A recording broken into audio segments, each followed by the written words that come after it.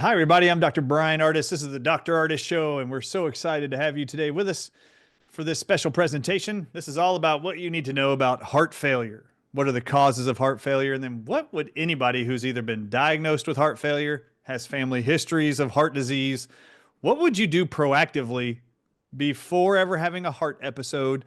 Or what would you do after you did? Is there anything you would do preventively to actually increase the odds of survival for longer periods of time without the looming threat of a stroke or a heart attack? So that's what we're going to do right now. And this is going to be kind of new. I've never actually done this. In the years of podcasting, never have I tried to do a presentation in 30 minutes or less. But here goes. We're going to see if we can give you enough information to help you make informed decisions about things you may be able to do at home to improve your health outcomes in relationship to the heart itself, and then how to prevent worsening things ever happening in the future for those of you who have been diagnosed with either heart episodes or have congestive heart failure or any kind of heart disease you've been diagnosed with. This show is for you. It's very, very exciting what we've learned, and I'm excited to give this to you. Remember, at the Patients Resources tab, the entire PowerPoint I'm about to present is in there for free. You can just go download it.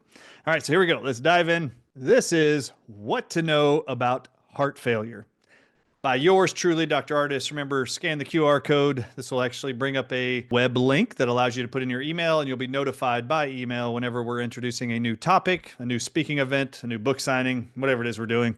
If you want to stay abreast on what we're educating people on, we have an entire 6-month calendar of topics we're going to be presenting information about, life-saving info every week for the next several months. If you want to be abreast of when those are coming out, get on our email list. All right, so let's discuss heart failure. This is directly from the Heart Failure Society of America's website. Heart failure facts and information.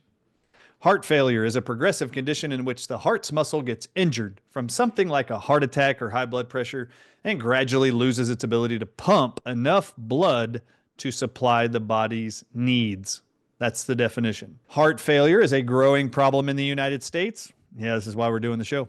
Current estimates are that nearly 6.5 million Americans over the age of 20 years old have heart failure. One major study estimates that there are 960,000, that's almost a million, new heart failure cases every year. Not only is heart failure a major problem affecting many people, heart failure is also a major killer. Heart failure directly accounts for about 8.5% of the heart disease deaths in the United States. And by some estimates, heart failure actually contributes to about 36% of all cardiovascular disease deaths. Now, truth is, the heart stops, you're dead. Anything wrong with the heart, they call heart disease. And there's like a billion things they define as heart disease.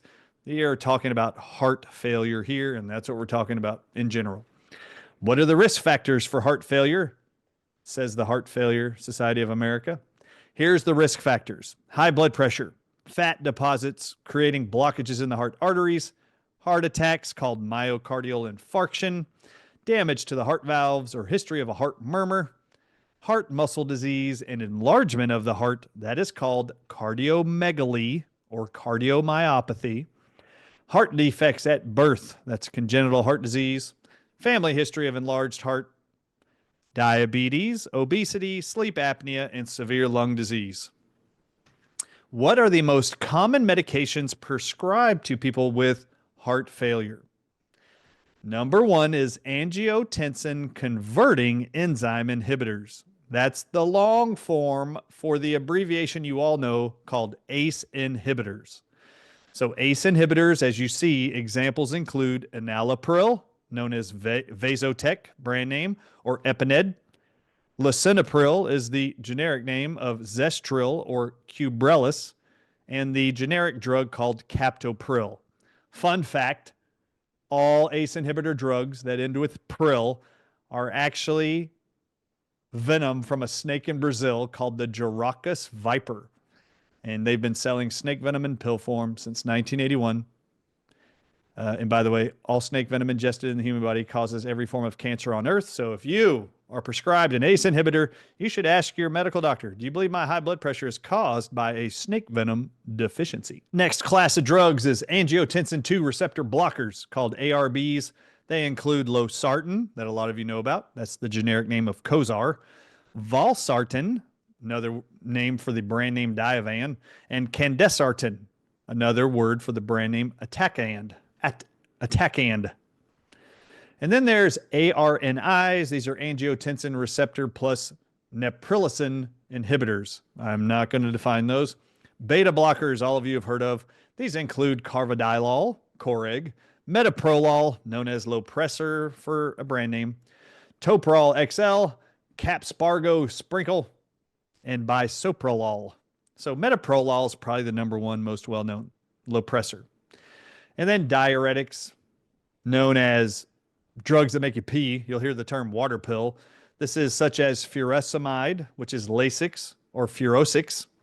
These are diuretics to lower blood pressure for heart disease and heart failure.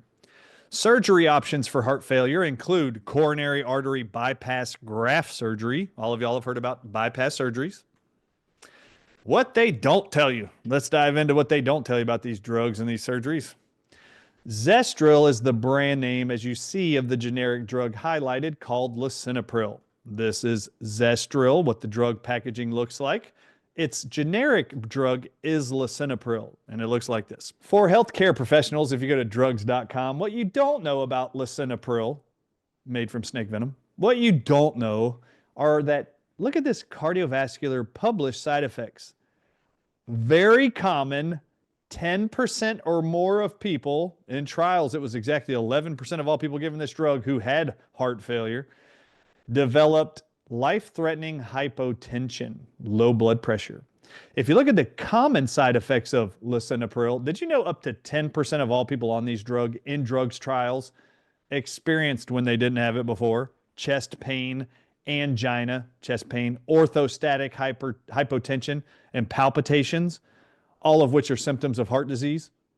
Did you know that 1 in 10 people on lisinopril in drug trials experience these as a side effect to the drugs? Did you know that the liver section called hepatic side effects of lisinopril drugs? Did you know that up to 10% of all people on those drugs will see their kidney enzymes go to elevated risk levels? The next drug for congestive heart failure is Entresto. That's the brand name of the drug called valsartan. So I just showed a picture of valsartan here, the drug, but most people are familiar with valsartan. If you're on valsartan, did you know that this was medically reviewed by this lady, Carmen Pope? But let's dive into the research. Did you know this important warning exists about valsartan?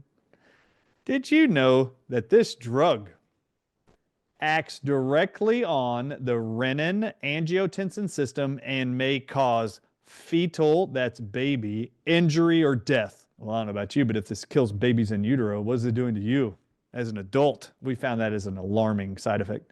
When you go into the more general, more common known side effects of valsartan, you'll see the cardiovascular effects. More than 10% of all people, 18% to be exact, will experience life-threatening hypotension, low blood pressure. This will make you dizzy, have vertigo, imbalance, you'll fall.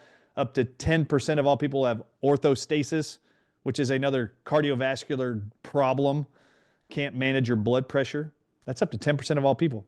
Did you know that it's very common that up to 16% of all people will have elevated potassium, higher than you should? That will cause kidney failure.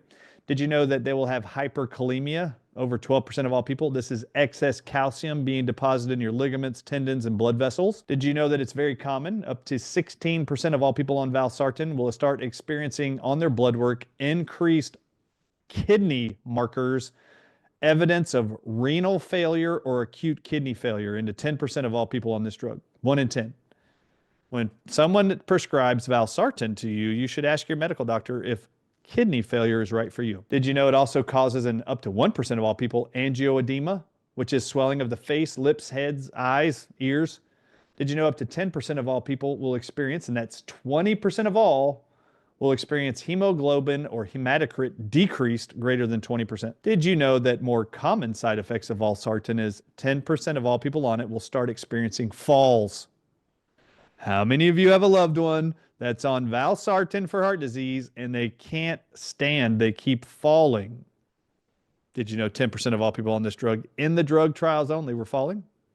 This is angioedema. At the top, you'll see that's what it looks like before and after. This is called Lopressor. This is the Generic drug is called metoprolol, and lots of people are on this. Lopressor is the brand name. That's what it looks like. It's called a beta blocker. This is metoprolol, the generic version. Did you know that it is published? Read this. This is actually a warning to doctors prescribing the drug. The most common adverse effects of metoprolol reactions were tiredness, dizziness, depression, shortness of breath, bradycardia, a symptom of heart failure, hypotension, low blood pressure, life-threatening, diarrhea, pruritus, and rash. Itchy skin is pruritus all over the body. How many of you knew that this drug, metoprolol, being used for a heart disease problem, causes bradycardia and life-threatening low blood pressure? And these are the most common side effects. But this isn't even the most alarming. Did you know that heart failure is a very common side effect in 27.5% of all people put on Lopressor or metoprolol? Hold up. This is on drugs.com. This is what your medical doctor is supposed to be reading before he prescribes you a drug. Anybody that has congestive heart failure or been diagnosed with a heart issue like high blood pressure or blood thickening, and they put you on Lopressor or metoprolol. Did you know it is known to science that cardiovascular-wise, it is very common, up to 27.5%, that's over 1 of 4 people, will develop heart failure, meaning your heart stops, you die, as a result of the drug. Its own side effect, 28% of all people will develop heart failure. Does that shock you? This is a very common side effect of Lopressor and metoprolol. Ask your doctor if heart failure is right for you. Did you know that hypotension, low blood pressure, less than 90, the top number, will occur in up to 28% of all people on that drug? I thought low blood pressure or heart blood problems was a genetic disorder. Did you know bradycardia, a heart rate less than 40 beats per minute, which will make you pass out, fall, go into a coma, blackout, will occur to 16% of all people on metoprolol or Lopressor? Ask your doctor if heart failure, low blood pressure, and bradycardia are right for you when they prescribe metoprolol. Did you know that up to 10% of all people or more will experience cold extremities, artery insufficiency, blood flow won't move, palpitations, first-degree heart block, second or third-degree heart block, and postural disorders, meaning if you change positions, you can't stand, you can't walk, you're going to get dizzy and fall. Ask your doctor if metoprolol is right for you. Did you know that up to 10% of all people on metoprolol will experience dizziness, vertigo, stroke, headaches? Did you catch that? Up to 10% of all people, that's 1 in 10. Well, was your loved one put on metoprolol or Lopressor and then start falling, having strokes and headaches? Did you know 10% of all people on that drug will develop a rash all over their body and develop itching skin that drives them crazy? Did you know up to 10% of all people on metoprolol and Lopressor are diagnosed with depression? 1 in 10. Did you know that people that have bypass surgery, we're going to show you this, risk factors for death of patients undergoing coronary artery bypass graft surgery, commonly known as a bypass surgery. Of a total of 1,628 patients undergoing coronary artery bypass grafting, 141 of them died during surgery. Did you know 9% of all people in this study died while having the procedure to save their life? I wonder if they would have died without it. They went in there alive. Did you know that? I thought that was crazy. What are the risks of coronary artery bypass surgery? Bleeding during or after the surgery, blood clots that can cause heart attack, stroke, or lung problems. Those are published side effects of bypass surgery. Infection of the incision site, pneumonia, breathing problems, pancreatitis, kidney failure, abnormal heart rhythms, failure of the graft, death. How many of you knew that this was the published on Johns Hopkins website, the most common risks of coronary artery bypass surgery? Ask your doctor if death, abnormal heart rhythms, kidney failure, pancreatitis, blood clots, and bleeding during surgery are right for you. Let's look at the all-natural ways to improve your health. This is the published connection between magnesium and heart health, understanding its impact on cardiovascular wellness. In this study, there was 7,172 men aged 45 to 68 participated in the Honolulu Heart Program, where 24-hour food recall techniques were employed to assess magnesium intake. Both studies discovered a link between a lower incidence of coronary heart disease and a higher dietary magnesium consumption. The more magnesium they ate or swallowed, the lower the incidence of heart disease. Food magnesium intake was found to be inversely linked with death from coronary heart disease and ischemic strokes. I repeat, the more magnesium people ate, they had a decrease in death from coronary heart disease and ischemic strokes. Ask your doctor if magnesium is right for you. Here's the effect of a short-term magnesium supplementation on anxiety, depression, and sleep quality in patients after open heart surgery. Based on a clinical trial, 60 candidates were given open heart surgery and were separated into control groups and an intervention group or a supplement group. In the intervention group, 500 milligrams of magnesium was administered daily in the form of 250 milligram magnesium oxide tablets for only 5 days. The results: after magnesium supplementation, the average level of magnesium in their intervention group was significantly higher in their blood work. At the end of the study, the average level of anxiety and depression was significantly lower in the magnesium group than the control group. Moreover, sleep quality improved in the magnesium group compared to the control group. Conclusions: due to the effects of magnesium supplementation in patients after heart surgery, it is recommended that this supplement be included in the treatment plan in order to prevent anxiety, depression in these patients after surgery and improve their quality of sleep. Ask your doctor after any of your loved ones have had heart surgery if magnesium is right for them. It is. Remember, it's on the periodic table of elements. You learned long ago it is a required element that makes up all life on Earth. You need magnesium. Here's the next study on magnesium: relationship between dietary magnesium intake and the incidence of heart failure among older women. The World Health Institute. Compared with those in the highest quartile, the group of unadjusted dietary magnesium intake, women in the lowest group, those getting the least amount of magnesium, had 1.32 times higher the hazard of incidence of heart failure in a fully adjusted model, the hazards of which decreased in a linear fashion with higher dietary magnesium intake. Let's break that down into simple terms. When we looked at women with heart disease, the more magnesium they took, the less they had for all markers of heart disease. Lower unadjusted dietary magnesium intake was significantly associated with higher hazards of heart disease functionality. So the lower the dietary magnesium, the worse their heart health outcomes. If you want to see the thing there, HFrER means heart failure with reduced ejection fraction. So less blood's being pumped out of the body with the least amount of magnesium you're taking. Vitamin C and heart health, a review based on findings from epidemiological studies. One analysis of a bunch of research studies showed more promising results with vitamin C supplemented looks at its effects on blood pressure.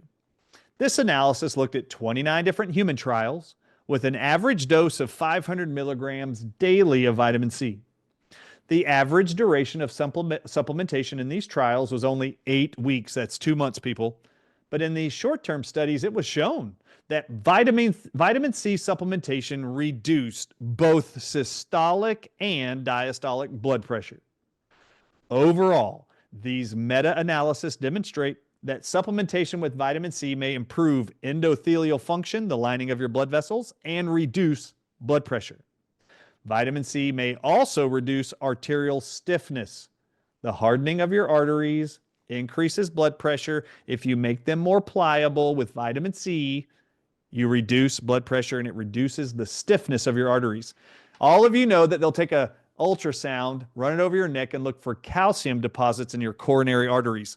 Calcium is bone. That means your arteries are turning into bone. They're becoming stiff. Vitamin C may also reduce artery stiffness. Ask your doctor if vitamin C is right for you. Dietary vitamin C deficiency is associated with health-related quality of life and heart event-free survival in adults and heart failure. This is vitamin C. There were 59 cardiac events, 3 cardiac deaths, and 56 cardiac hospitalizations during the follow-up period to this trial looking at vitamin C, with 31 events in patients with dietary vitamin C deficiency and 28 events in those who had adequate dietary vitamin C intake. Cardiac event-free survival, no heart attacks during a period, was significantly worse in patients who had dietary vitamin C deficiency. More people died when they were low in vitamin C. Patients with dietary vitamin C deficiency had a shorter cardiac event-free survival. So the time frame between when they started, when they had one heart attack to the next one that killed them, that time frame of life was reduced in the people who were vitamin C deficient, compared with those with dietary vitamin C adequacy. Do people with heart failure and heart attacks want to live shorter or longer lives? If you want to live longer, it's already proven vitamin C supplementation works. Boosting endogenous production of vasoprotective hydrogen sulfide. Just pay attention. Hydrogen sulfide is something the body makes that helps to protect your arteries and blood vessels from a stroke, from plaquing, from artery rupturing called aneurysms or strokes. They give credit to something called hydrogen sulfide that prevents that. They're about to discuss in this paper how supplementing with taurine and N-acetylcysteine increases hydrogen sulfide production to protect the heart from cardiovascular disease. Research has established that hydrogen sulfide is generated by enzymes within the body and functions as an important modulator of physiological function of the heart. This hydrogen sulfide is important for the function of the heart. As you go down into this study, you will see on the page, H2S is hydrogen sulfide, has been found to decrease the inflammation of your arteries and the skin inside of it called endothelial cells, suppresses white blood cell adhesion inside the arteries, that's blood clotting, amplifies your vasodilation of your blood vessels, which lowers the blood pressure, decreases the formation and inflammatory activity of foam cells in the blood. It inhibits smooth muscle migration, so increasing the health of your smooth muscle of your arteries and blood vessels. It inhibits vascular calcification. We just talked about calcifying of your arteries. This reverses that. And it reverses thrombogenesis, which is the development of blood clots. In this study, they enrolled 120 pre-hypertensive subjects, those with high blood pressure going up, who were randomized to receive 1.6 grams of taurine daily or a placebo for 12 weeks. Blood pressure was assessed both at clinical visits and by 24 hours of monitoring. In the taurine group, the average blood pressure reductions were significant relative to both placebo and the baseline. So both parties, they checked their blood pressure when they started, and even that group, the ones that received taurine, their blood pressure improved from the beginning, and so did the placebo. The placebo group did not react. For both systolic and diastolic blood pressure, the high and low numbers on your blood pressure both were improved by an average of 7 or 4 points. Both the endothelium-dependent and endothelium-independent vasodilations of your arteries was amplified in the taurine group. So anything relaxing blood vessels was improved in the taurine group. But the truly intriguing finding was this, they say, plasma hydrogen sulfide levels in the taurine group, which protects against heart disease, rose from 43.8 micromoles per liter at baseline, start of the study, to 87. That is double after 12 weeks. A virtual doubling of plasma hydrogen sulfide. Ask your doctor if taurine supplements are right for you, because they are.